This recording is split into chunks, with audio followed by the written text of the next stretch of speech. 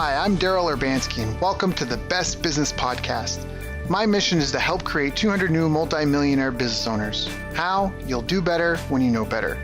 In my interviews, you'll hear from self-made millionaires, seven-figure business owners, authors, and world-class experts sharing how they did it so you can too, without experiencing the same obstacles they did.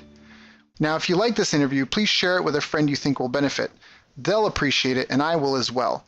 You can also connect with me on social media. Look for Daryl Urbanski, D-A-R-Y-L, Urbanski, U-R-B-A-N-S-K-I, and add me so we can be friends. Now sit back, relax, and enjoy what I've prepared for you right here, right now. Hello everyone, thank you for joining us. My name is Daryl Urbanski, your host as always, and today we are joined by a repeat guest and very dear friend, Micah Mitchell. Micah has been growing and automating online businesses since I was first figuring out HTML. And these days, he's helping businesses and membership site owners around the world grow more successful membership programs. Founder and CEO of Memberium, a tool for membership sites with WordPress finally made easy, it is the go-to solution for WordPress membership sites using Infusionsoft or ActiveCampaign to help manage their members. Now, before we get started, I also want to take a second to mention if anyone out there is tired of the never-ending content creation demands of a membership site, or worried about keeping up with the production schedule, and if that's holding you back from getting going, go to memberium.com right now, memberium.com right now, and at the bottom of the homepage, you'll see their free report, 9 ways to add more value to your membership site without having to create more content. I've asked Micah to join us here today because no matter what business you're in, you can only do better by being community-minded and membership-focused. So, Micah, thank you for joining us, my friend. How are you?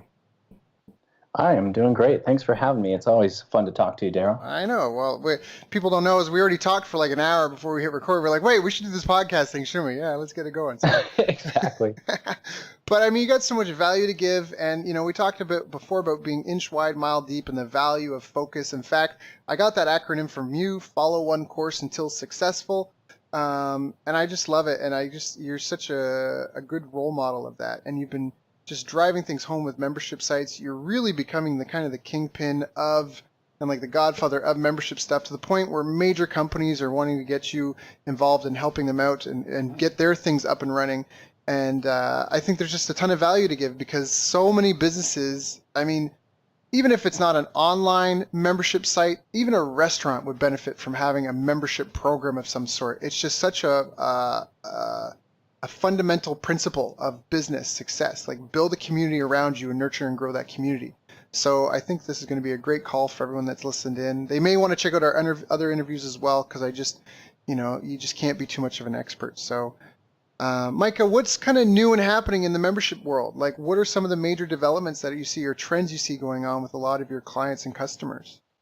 So, the membership world, it's kind of funny because people have been selling content for a while, and it goes through these, I would almost call them cycles, where it's kind of really popular and then it dulls down a little bit. A year or two ago, we had the learning management systems come out, like LearnDash, where people can track their progress, and that was big. And then there's not been a ton of, super new things, but there is one thing that we had requested so much, we built a feature, and now we're starting to see that feature in other people's softwares as well. And I don't know if their clients are requesting it or, if they're copying from us or whatever, because we've kind of pushed it. But we call it parent-child access, or maybe umbrella account access. And it's where one membership, like you buy a membership and you log in, and you're actually able to add other people onto the membership. So for example, a business owner buys a membership and they log in, and then they can add their team to train under them. Because in the past, what they would do is they'd buy, for example, I've even done this where I buy a membership as the business owner. I don't really want to go through all that content. And so I give my login to one of my team members and I say, hey, go through this. Well, this new thing with parent-child, it lets you add sub-members basically underneath you. So, so I can buy a membership and then say, hey, I want my secretary to take these trainings, and I want my sales team to take those trainings, and support to take these trainings. And the cool thing about it is when you combine that with the learning management system stuff, each person has their own tracking. So instead of them logging into your account and marking a video as watched that you actually haven't watched yet, they log into their own account, which is a sub-account of yours. They do whatever they're going to do, and it's all tracked specifically just for them. So all the quizzes, all the completion tracking. That way you can actually, as the business owner, look and see, hey, what are they doing? How far did they get? So that's I Really think the big powerful. thing, yeah, and it's really given it like a third or a fourth dimension where it used to just be how much content can you have and how much can you gamify it, and now it's like no, how can we make one membership actually multiply for Mm. multiple members, and some of them even being different based on their position. So that's really, I would say, probably the most exciting thing. That is really exciting. Now, I want to bring it back to a really fundamental question for anyone that's listening to this and hasn't listened to our other interviews yet, and just talk about why, like, isn't there so much free information out there? Why would anyone pay for information these days? Like, why would you pay for a membership program or site of some sort if you can just Google it and find it free somehow? Yeah, it's a great question. And, I actually love free training. I don't mind going and watching some YouTube videos.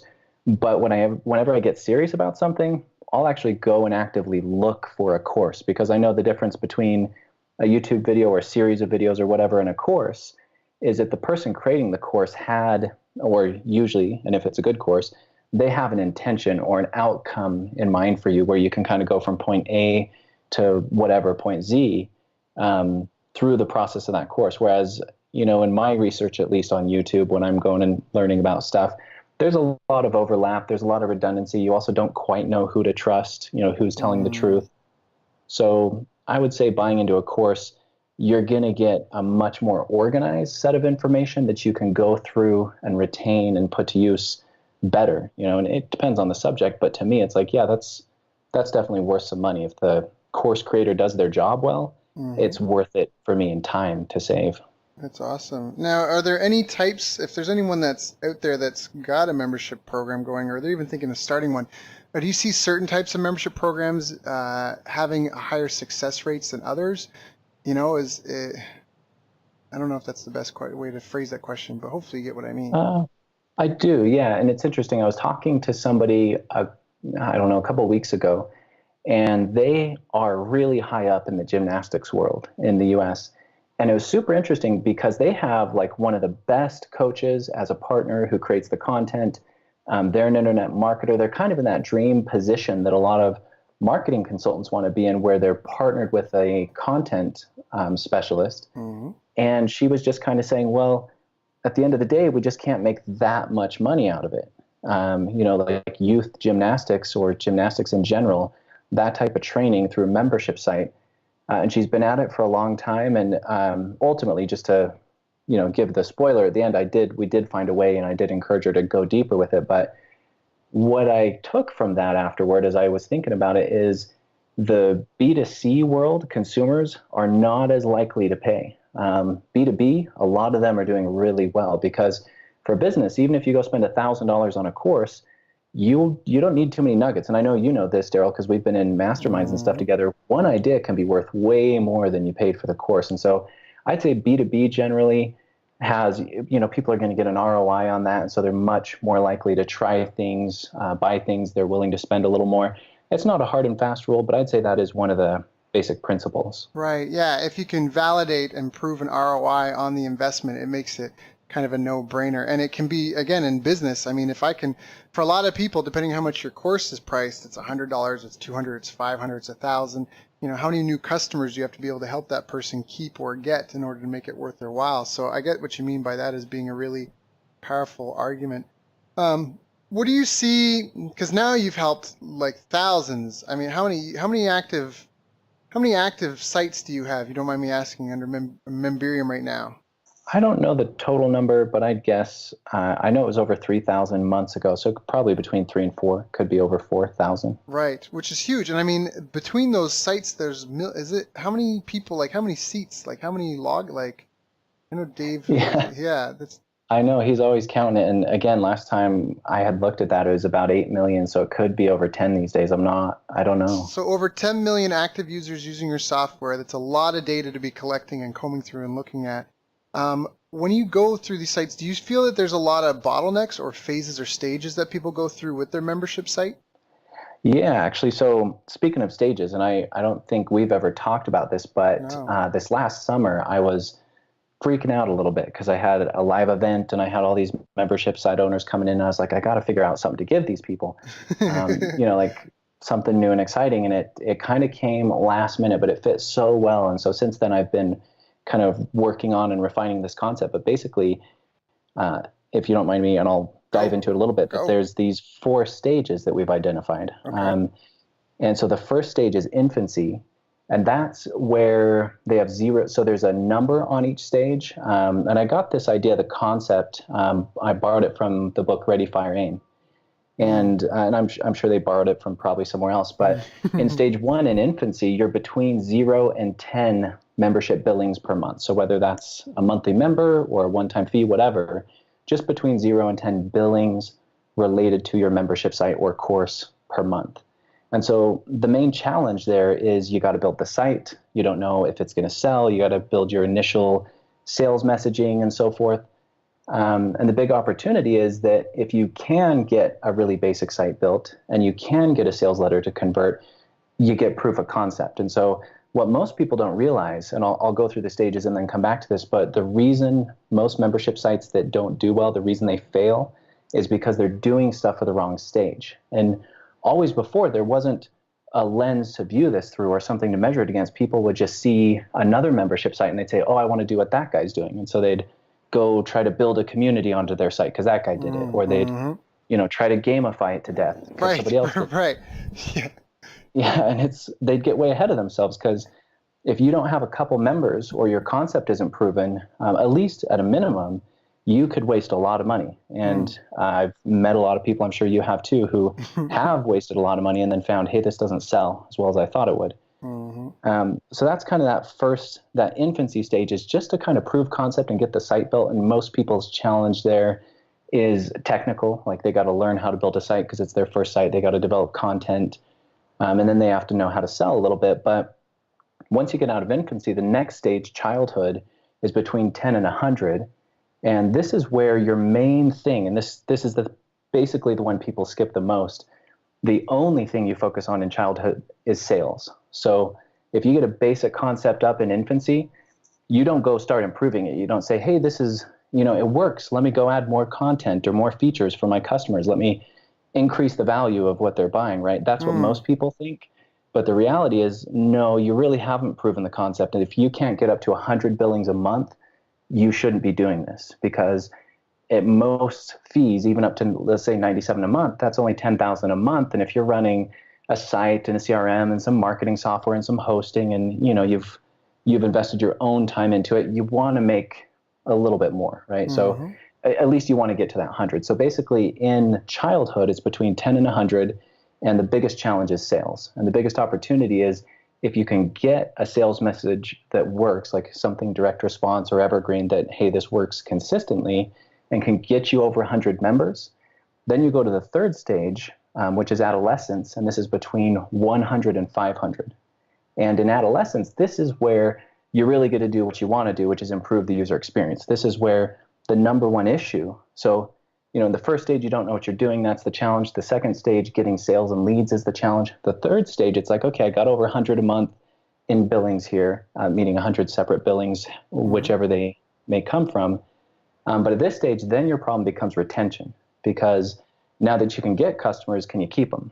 And so that's why now it's like, okay, now gamify, now add a community, now do all the things that so many membership site people will preach to you, but they don't tell you, don't do this in the beginning. And that's where it's like, no, you got to wait until you have enough sales coming in. Then when you go optimize the system and you learn how to keep people longer, you've got a steady flow of customers and the business starts to accumulate versus just kind of spin the wheels. I love that because a lot of people in their business, especially, and I want to point this out because I think this is a really important point. Like there has to be a steady flow in your business. Like there has to be lead flow. There's so many people that are caught in a feast and famine mode with their business. And a lot of times it's because the person that's delivering the product or service is also the one that's getting new clients. And it's so powerful and important to be able to have both functions operate interdependently, so there is a steady flow of new people because of that exact reason. So whether you're an agency and you're going from onboarding new clients and taking care of them versus getting new clients to onboard, or whatever that business is, I love what you're saying here is like, let's make sure there's a river of flow before you go through all this headache and hassle to build all these operations and systems and invest all this time, energy, and money in optimizing things. make sure that this is not going to go away anytime soon, right? Like if you can get to 100 sales per month or 100 recurring member subscribers, and you can maintain that, because there'll always be attrition, right? That's the big goal first. That gives you a volume and a mass enough to test, to be able to see meaningful movements. And if you can't get there, is that really what you want to spend the next 5, 10, 15 years of your life building around? Even if your plan is to sell it, it's probably not going to happen in less than 5 years, right? Depending what stage you're at. And so I just love that you're talking about that, like just get the river flowing, because so many businesses don't even think about that, and it's such a reactionary thing. And I just wanted to stop to point that out for any audience listeners that kind of grazed over them. Like Mike has already fleshed out 3 stages, and the very first is a minimum viable product and a proof of concept sales pitch. And then it's scaling that to where you have a repeatable, scalable, and ideally automated. And automated doesn't necessarily mean all machinery, but you've got training programs, systems, and key staff in place to do it. So you as the owner are not the one focused on that. And you can scale that up to something that's meaningful. Here, 100 sales or 100 recurring payments per month. And then the focus is on retention and scaling it to 500. Did I get that correct, Micah? You did, yeah. Perfect. Nice. Perfect. Okay, sorry, now go from there. So we're at adolescence. What happens now? Yeah, so in adolescence, you basically keep improving it, and you can always obviously improve the second stage as well, the sales. But part of the reason, just to touch back on it, part of the reason I'm so adamant about people not moving on until they hit 100 is like you said, it's not really worth your time until you get there. But also, most people underestimate how hard it really is to work on their sales funnel. I mean, especially I've found membership site people, content creators who are specialists in an area, which is why they're even thinking of starting a site. They're usually not salespeople. And so getting them to really buckle down and work on that is important, because, then they'll find out. If it doesn't work, if you can't get to 100, just like you said, it's probably time to bail. And thank goodness you didn't go do all that other stuff. But after stage 3, so after adolescence, now you're saying, okay, I've passed 500, which means I've learned to get them, I've learned to keep them.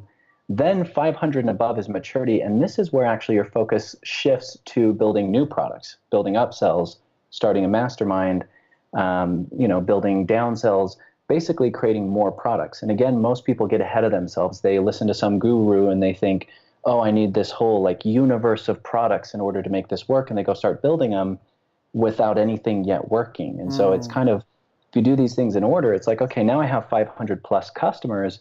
If I go build another product, chances are I'm going to be able to sell a few of them to these 500 people who are already paying me. So at that point, it becomes really profitable to start a mastermind. But, and you've probably seen this too. I know I've talked to several people who try to start a mastermind, and they just don't have enough of a pool to draw on. Even if they're pretty popular, if they don't have a paying customer base who they can quote, upgrade into the mastermind versus just sell it from scratch, it becomes pretty hard. So stage 4, basically the big challenge is creating new products and learning to upsell and cross-sell.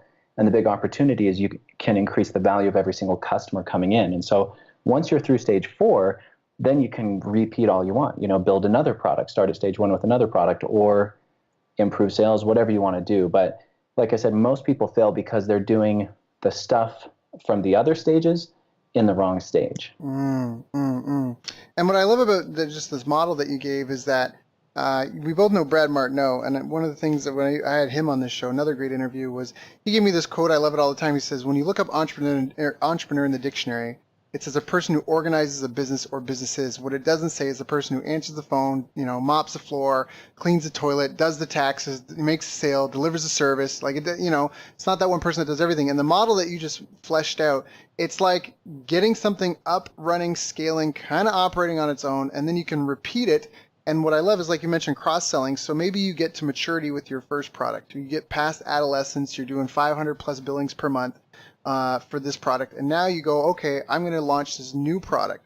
And that can feed, and if you're smart, there's a way and a bridge between what you're selling. So there's some sort of transference between them where customers can jump from one product to the other or graduate from one to the other. But you still kind of build that one maybe as an independent silo. So that way they each, like, you have some diversity happening, and diversity leads to stability.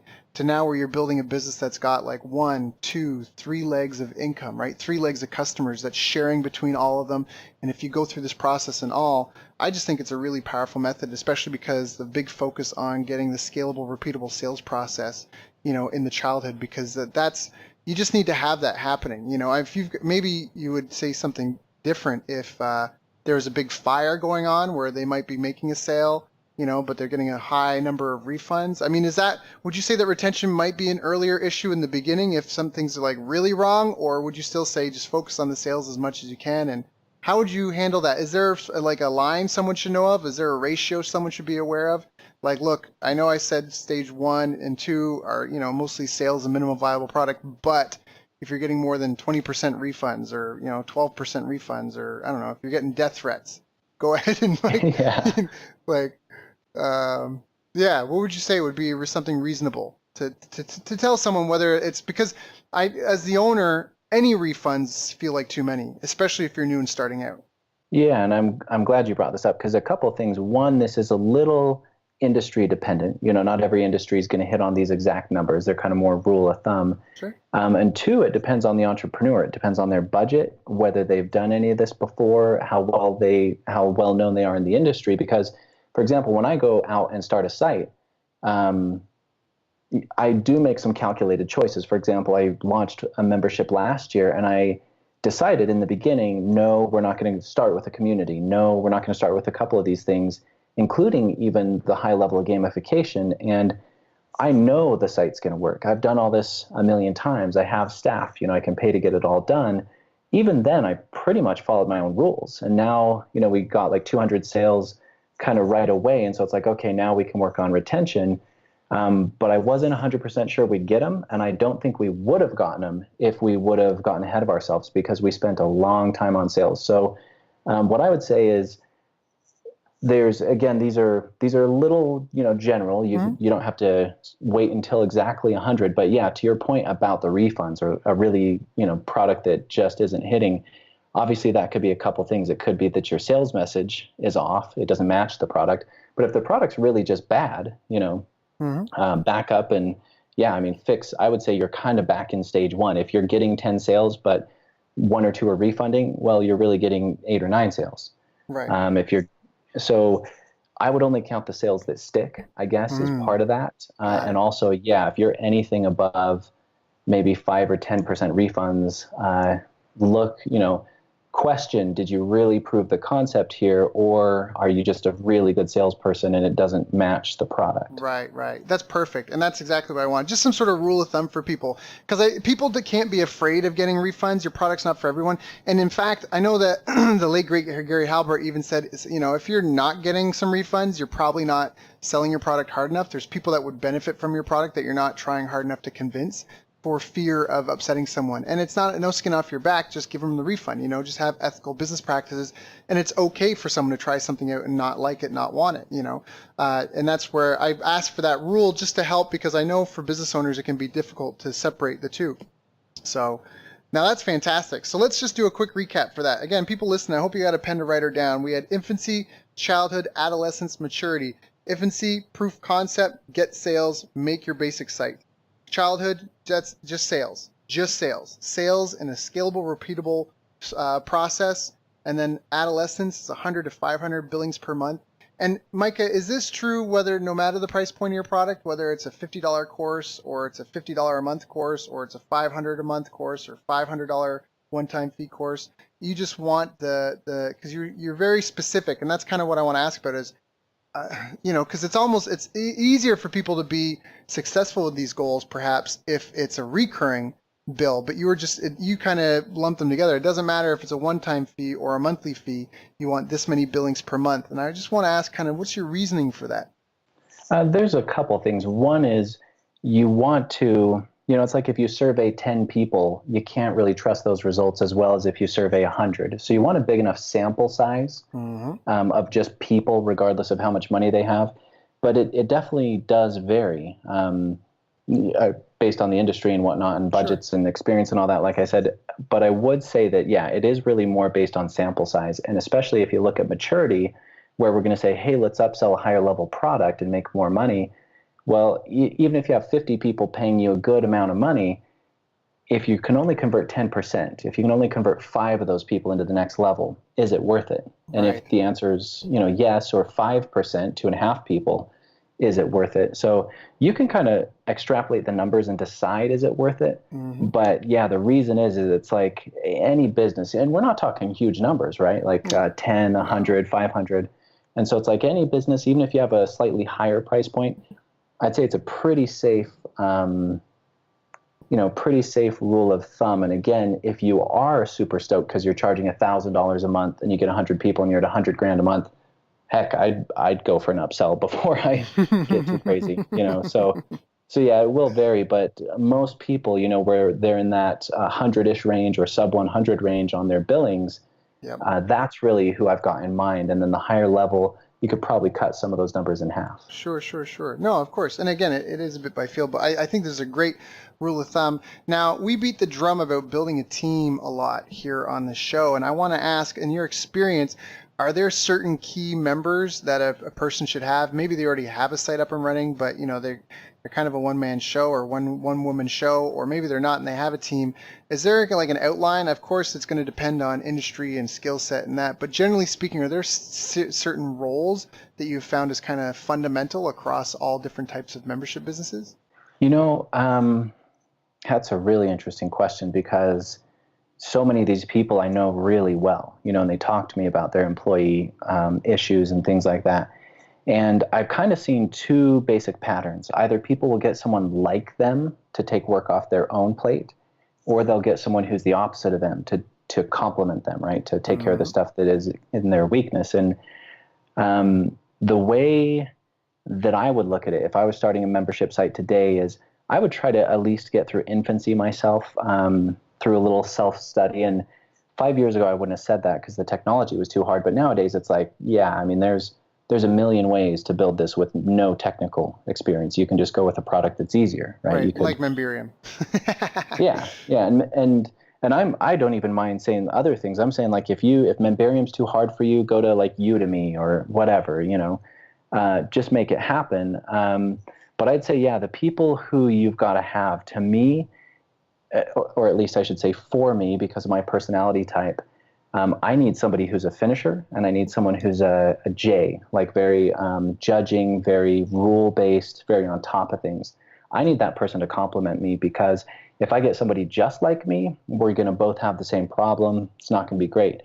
But I have seen other people who they hire a clone of themselves, and then they kind of just work through the clone, right? They provide maybe the voice or the face, and then they tell the other person to do all the stuff that they can do, but they're just trying to scale. So probably a better way to answer this is, I would say, get to know yourself a little bit more. Like, do as many self-profiling things as you can to understand yourself and the other personality types that are available, and then just make that decision. Like, do you want another one of you, or do you want the opposite of you? And it's kind of like in relationships, like romantic relationships or whatever. If you have someone who's too much like you, that can be really good in a lot of ways. But then when you guys face a challenge that's neither one of your strengths, it can be really hard. And the flip side is, if you're the opposite, you complement each other really well, but when you're off, you're really far off. Yeah. Yep. So well said. So now what about the retention part? Or so we talked about is there a preferred method for getting sales? Let's kind of walk through that, because I'm trying to make this complete, because I know you've got the goods, and I know that this call can be life-changing for a lot of the listeners here. So I want to make sure I go through them all. But yeah, when in getting the sales process up, for anyone that is stuck in infancy or childhood, or even in adolescence and in the early stages of adolescence, because I know it's mostly about retention, but how would you sell a membership program? I've heard people say, like, you can't sell subscription, or it's harder to sell subscription to someone else. Some people like, if you got to sell subscription, you got to use premiums, or something like that. You're like, what do you, through all the membership sites you've seen, what are some common rules of thumb that you would recommend for the audience? Yeah, it's so interesting because there's so many different people, and I want to make sure and articulate this properly so I don't injure someone, Yeah, no, that's fine. But even just like is a sales page versus a video sales letter versus a phone call versus a webinar, Yeah. is there a So yeah, go. no, thank you. Yeah, that that helps me out actually. So in the very first stage, I encourage people in infancy. I encourage them to just write a basic sales letter, and if they don't know about direct response copywriting, to go get something. John Carlton, whoever, go study that stuff. Even if that's not your strength, you're never going to make it if you don't study that stuff. Or you can pay through the nose for someone who's really good at it. But I say that because usually the content person, they are a good salesperson in person, right? They can sell anybody who's standing next to them because they're the expert. Mm-hmm. But translating that into a sales letter is such a huge skill. And the sales letter is kind of the basic piece. If you want to run a webinar, if you want to make a video, if you want to do any of these other things, none of them are going to work if you can't write a sales letter, if you don't know the basics, right? And so in infancy, I tell people, you're going for a sales letter. Don't get fancy, because if you can't get that sales letter to work, at least to a degree, you can lower the price to $1. But if you can't get that sales letter to work at any price, you're not going to get the other mediums to work. As soon as you get out of infancy, and I say that partially so they don't get lost in the technical and all the rest of these other ways you can sell. In infancy, that's where I say, hey, you have, not in infancy, sorry, in adolescence, when they have over 10 people billing a month, that's when I say, now try every single medium you can. So all the things you just mentioned, do them all. You have your sales letter already. All you're doing in this stage anyway is just selling. Turn it into a video, turn it into a webinar, create more lead magnets, find more partners who you can, interview, or they can interview you. And that's, I would say, one of the bigger things too, is as soon as you get a couple direct response pieces, and saying this to someone who's never done it, it kind of seems a little flippant, like, oh yeah, you say it's easy, but it doesn't seem easy from here. But it's kind of like you have to have enough faith to get that sales letter done, because then another door opens and you can build a couple more things. And once you've done that, another door opens, meaning once you have a couple little pieces in place, that's when I would say interview everyone in your space. Most people are not going to say no to an interview. So you say, hey, can I interview you? Hey, can I interview you? Pretty much they're all going to say yes. And you can create all this content and all these relationships and all this exposure, because many of them, when you post that interview, will contact their list and say, hey, I was just interviewed by so-and-so, here's a link to it. And so, from a traffic perspective, I like in the membership space, interviewing other people and obviously getting on as many of their shows as you possibly can. But if you're just getting started, that's the best way. Ask if you can interview them. And but if you're going into all these mediums, like I said, videos, webinars, whatever, and just do one at a time. You don't have to jump off on all of them, but you keep doing one at a time, and you keep building influence by interacting with the people in your space until you get over 100. And by that time, usually you've got enough pieces in place and momentum. That's usually what gets people there. It's not like most people don't hit a home run, by hiring someone to make them a sales video or hiring someone else to write them a sales page. It occasionally happens, but usually I would say, if you're just getting started, learn direct response. And the reason I say that, and I would encourage people so strongly to do that, is, one, I know most of them don't know it. Even there's somebody who I've known for a long time. You might have been in a mastermind with them at one point, but they were showing me all the cool stuff they were doing and all these different things. And I just said to her, I said, okay, that's great. Can I challenge you a little? And she was like, yeah, she's a pretty spunky lady. And I was like, I don't want you doing any of that stuff anymore. None of it. You can't do it. You got to hand it off to your lady. And she had someone who was like her, someone she was training. And I said, that's that person's job from now on. All you can do is sales. That's the only thing you can do for the next 30 days is sales. So copywriting, marketing, sales, any book, any course, anything you can try, that's all you get to do. And I told her if she did that I'd talk to her again in 2 weeks, and then I'd talk to her again in another 2 weeks. And she was good enough to go kind of chase it down. And it really changed their whole business, because always she was such the technical person. She thought she was an entrepreneur, but she really just liked doing everything herself, to your thing, like Brad says. And I love when he talks about that. It's getting her to shift into a sales mindset. It's like, look, you're already the expert. You're not going to lose that by becoming a salesperson. But if you're an expert who can sell, now you're going to kill it. Mm, mm, mm, mm. Very well said. Very, very, very well said. And I love that. That's a really good format too, because if you get the basic sales letter done, you have all the pieces you need for anything else that you would do. But it'd be really hard to do a webinar and not know where you lost people. Mm-hmm. So awesome. And again, I'm sure everyone listening to this definitely sees the value in this call. Let me ask about the one last piece that I think is really important to this, and probably the only other thing we could get done in this call today, and that would be the retention part. Community building. How do you create an engaged community? How do you retain people? Is there any kind of fundamental pillars or foundations that anyone with any type of business should really consider? Yeah, so community is a huge one because a lot of people will stick around just because they feel like they're in the right spot, Mm-hmm. meaning they want to be involved, they want to feel in touch and kind of on the edge versus behind.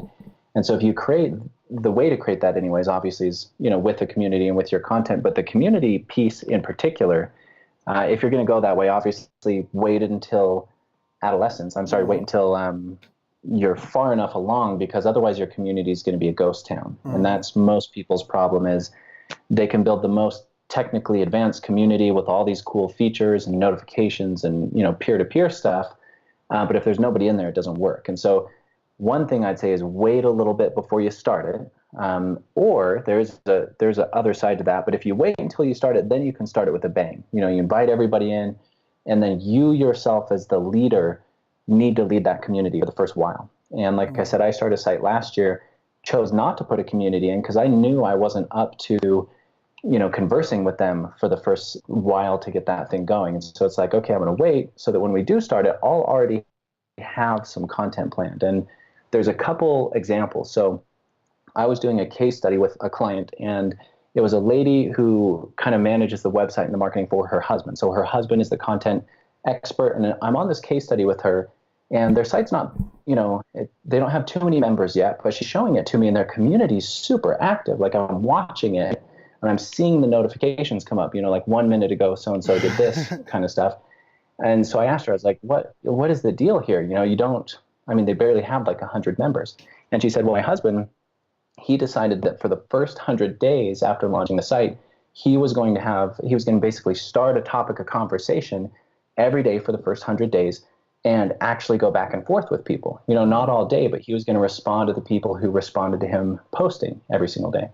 So he kind of took the lead for the first 100 days to get the community going, and then he left it alone and they just kept going. So that's one thing, is you can kick it off. You don't have to stay there forever, but I say in the beginning, you got to be heavily involved because they frankly don't want to talk to your team. They know you. Like if you're the personality and the salesperson, they're going to flip out if they get access to you and can talk to you. That's kind of, what they really wanted. They didn't want Mm-hmm. your content. They wanted to ask you all their personal questions without having to do any work. So, right. So you kicking it off is a big deal. And another thing, and so this is the way around having to wait all the way until adolescence to do it. And that is you can create a free community within your site. So the community can be free, not a member benefit, at least initially. And you can have your content separate, right? So you can kind of have both. And the reason I say free is it's a lot easier to get more people into there. Mm-hmm. So I've seen a few people do, hey, the community part is free. I'm doing that to kind of build up mass.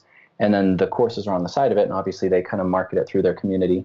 And another way, and this was, I thought, pretty clever, a client of mine, when they first were going to roll out their membership, it wasn't their first site, so they kind of had a following and some customers, but they basically said, hey, it's going to be whatever it was, like $40 a month. But we're going to have a one-time offer of 40, the monthly fee is going to be the lifetime fee until we get our first, I think it was 500 or so members. And so they did that, and it's like, well, they're throwing away money, but at the same time, they front-loaded their community with 500 raving fans who are going to love them forever, and they're never going to cancel because they bought a lifetime fee. So instead of the early turnover most communities have, they have a built-in, basically community Mm. management system of all these lifetime members who love them, and then those people keep all the people who come afterwards. So depending on the size of your influence, you don't have to do 500, but just saying bringing in some lifetime people is a good way to preload a community. Bringing in some free people is a good way to preload it. Otherwise, wait. In any of these cases, I would say as the owner or the face or whatever, really being active for the first while to get people in that habit, and then slowly kind of pulling back until they're conversing on their own. Those are some great tactics and strategies that you mentioned, and even just some good numbers to aim for. Like for 100 days, engage for 100 days. Make that a to-do item in your calendar, because you know that you're investing in something for the future. You know that these people will respond, and you know that it'll create a lifeblood, and the lifetime member as well. These people have buy-in. They feel a sense of ownership. You know, you're leaving a bit of money on the table, but it gives you the proof of concept, the initial sales, and then, like you say, those people that have a reason, like a stake in this. Like people tend to really own things in certain respects, right? When you tell someone they own something or that they're a lifetime member of something, if they value it in any way, shape, or form, they will police the community for you, right? Because that's their ownership. This is my house. What are you doing? I'm going to be here for life. I don't want you in here posting this random, this stuff. So that's really, really powerful. So now, would you say that's one of the most important components for retention is community? Is there anything else that we should be aware of? I would say it is probably the most important. So you've got your content, you've got your community, and there's a lot of different models. So I have sold a subscription membership site where there was no community and there was no ongoing content. Mm-hmm. And still people bought it on subscription and paid on it for years. And it wasn't that I was trying to take advantage of them. It was, hey, at the time we didn't have the parent-child stuff. It was, hey, go through this training, but you're probably going to want to keep it, because when you have turnover in your business, for example, you're going to want the new guy trained as well. So, right. Basically hang on to it. Your price is locked in. And as more people on your team come in, you can send them through the training as well. So I look at it as kind of how you position it, meaning you don't have to have a community. You don't have to always be creating content. Obviously, those things will help. But the parent-child is another piece to this, especially with B2B, where you can say, look, you're going to have turnover in your customer service. You're going to have turnover in your sales team.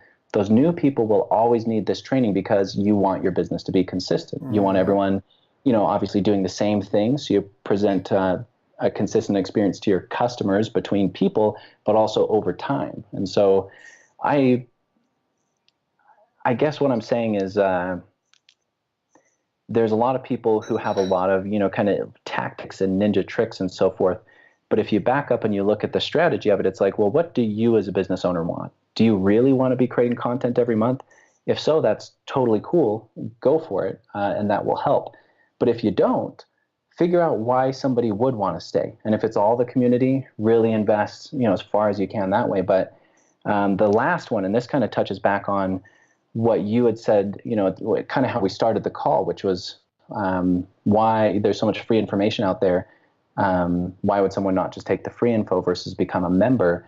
And the third C is where you curate. So one of the things that I see as valuable is just kind of not quite providing new content, but saying, hey, this is now outdated, do something else instead. And here it is. So even just pruning and then talking to people about how my goal here is to save you time. I don't want to overwhelm you with more information. I actually want to make your life easier and just give you the essence and distill it down and so forth. I love that. Yeah, that's excellent. And we also mentioned at the beginning, I'm doing the plug for you, Micah, because I've known you for, we're probably going on somewhere like 10 years or so now. So I know you've got the goods, and I value your friendship and relationship so much. I plugged at your free report, 9 ways to add more value to your membership site without having to create more content. So again, if anyone didn't manage to catch that or didn't write it down, you can go to Memberium, memberium.com right now. And at least when I saw on the homepage, on the bottom, very bottom of the homepage, you'll see their free report. I'm sure if you click around the site, you'll see it in other places as well. And that can give you some other ideas for ways to be valuable without having to make more content. Because there's a lot of different things that you can do. Even things like if you have video or audio content, you don't have to do it. You can hire someone. You can hire VAs overseas or agencies for pennies on the dollar and have them transcribe it, create reports out of it. You can get interns to work for free to help create some of this stuff. Kids that are just looking for a real world experience in a business. There's a lot of different ways to slice it. I know that this is a great PDF, and so if anyone's looking for ways to do that and get out of having to keep up with a production schedule, highly recommend you go get Micah's ebook. Yeah. Micah, this has been such an action-packed, dense, nugget-filled call. I really want to encourage the listeners to go back and listen to this once or twice more. a lot of this was about membership-based businesses, but this almost applies to any type of business in general. Like the stages that you mentioned, you talk about for memberships, but that's even why I asked, is this based on recurring or one-time billings? For a business, your bills are due every month. So even if you're not in a recurring business, you need to be able to get your sales volume up to pay your bills, right? So I just love the stages that you went through because I think that's such a really key and important thing for any business. And again, every business would benefit from having a community built around it, a restaurant, a hair salon, even a plumber, like to be part of a community, to a martial arts school, a software tool. I mean, this applies to every type of business out there. So it's just a really good call. I encourage people to listen to it again, take some notes, make the list to do, to delegate, to buy in the next 30 days, to learn more about based on what you've heard. Now, Mike, is there anything that I didn't ask you that I should have asked you? I don't think so. I mean, I appreciate that we stuck to the fundamentals because sometimes I get lost in little things. And yeah, I think we kind of hit on some of the fundamentals. So I don't think so. Well, I love the fundamentals and I learned this from martial arts. And this is because, I mean, I taught martial arts. People that are new to the show, you may not know, but I have a martial arts background, Gracie Jiu-Jitsu. And one of the things that I learned is at some point in my career, I got really caught up in some of these new fancy techniques and moves that were coming out. But something that really hit home was I remember watching some of these guys at the world-class black belt level championships, and they were winning with basic fundamental stuff that we were learning and teaching to our brand new people in their first month. And Greg Glassman, I do CrossFit, and Greg Glassman's got this great paper he wrote on virtuosity, and he talked about virtue is doing the common uncommonly well. And that's when it kind of clicked for me because I'd watch and I'm like, these black belts are doing fundamental things so well that other black belts who also know these fundamental things see it coming but can't stop it from happening to them. And so there has to be that transparency, there has to be that transcendence where it has to be functional at every stage of business. And that's what I think, like, again, why this call is on fundamentals, but it's what's going to work. Some shiny new thing or AI technology, it might sound great and shiny and new, but the stuff we've talked about today, I mean, this has worked for literally hundreds of years in business. Like minimum viable product, first 10 sales a month, scale your sales to 100, now focus on, like, I just think that what you described in this call would have worked if someone had listened to this 100 years ago and was just getting started, and it'll probably still work 100 years from now. So I just think it was really good information to provide. And I think anyone that's listening to this really needs to get involved. Check out memberium.com. Get some sort of community portal up and running for your business. Any type of business you have, you would definitely benefit from having a community or some sort of training. And even if it's not a membership site for customers, you could still do one for internal. For training your staff. You could do one for training affiliates that market your business. Anytime you've got to train someone in a repeatable method, there's room for a membership site. Micah, you guys have a few different purposes for membership sites. What are they again? You got a list of them, right? Do you remember them all? So you mean like internal training versus an add-on for clients and all that? Yeah, the different types of membership sites. Like there's a staff training portal, there's a customer membership site. There's gotcha. Like an affiliate training site. There's one where, what else? Where were they? I know you got them. Hold on, let's load them. Yeah, so when people ask about like what you can do with it, I like to think of it as anything that requires a login. So yeah, your affiliate has to log in maybe to get their links. I would give them some training along with those links. Your employees, you get them to log in for training. That's a huge, I always say, and I should have touched on this a little bit, but every single business really does need a membership site because just for your staff, honestly, everyone knows, hey, I should create staff training. Nobody does it. I think partially because they don't know where exactly it would go. So, a membership site for your staff, a membership site for your partners. And what most people miss too is you don't have to be selling content. I would make a membership site, and just like you've said all along here, a community, no matter what type of business it is, I would make a site as a bonus for customers, right? Even the plumber can have some training in there where they have to log in for how to, whatever, snake your own drain or whatever it is. Yep. And then they're going to call that plumber back next time versus the next guy in the phone book. So every business needs a membership site. For anyone they interact with, build an area in there for that person. I'm obviously biased, but I really, really believe in that. Yeah, no, I'm biased too, and I don't even have a membership software tool. So I'm telling my audience members, go check it out. Definitely check it out. And like Micah said, if Memberium seems too complicated, get something else. But you need it in your business. And if you do get stuck or you have any troubles, Micah is the best expert I know of on this topic. So please feel free to reach out to him, memberium.com. Micah, again, thank you so much. I always value your time. I value your intelligence, your wisdom, your education. I value growing with you over these years. And I just am grateful that I can say to my community that I know someone like you and know that they'll be well taken care of. So thank you. Yeah, of course, man. And hey, I miss you. Yeah, I haven't seen you in person for a long time. So I always love talking to you. It was great catching up, and I hope it was helpful. Thanks for having me on. You've reached the end of our interview. Now, first, let me thank you for listening. I appreciate and respect you more than you'll ever know. And now I'd like to ask you a couple of questions. First, what 3 lessons did you just learn? What 3 aha moments just jumped out at you? Second, what can you implement for yourself and your business in the next 24 hours? Third, what can you give to someone else to help you with, or give to them to just do it for you? Whatever it is, remember, taking action is the secret sauce to results. Now, if you think this interview would be helpful for a friend, please give them a link to it. It'll help them and it'll help me too. I'd also like to invite you to help me find out more about the challenges you're facing, your dreams, your goals, and how I can help you overcome what's holding you back.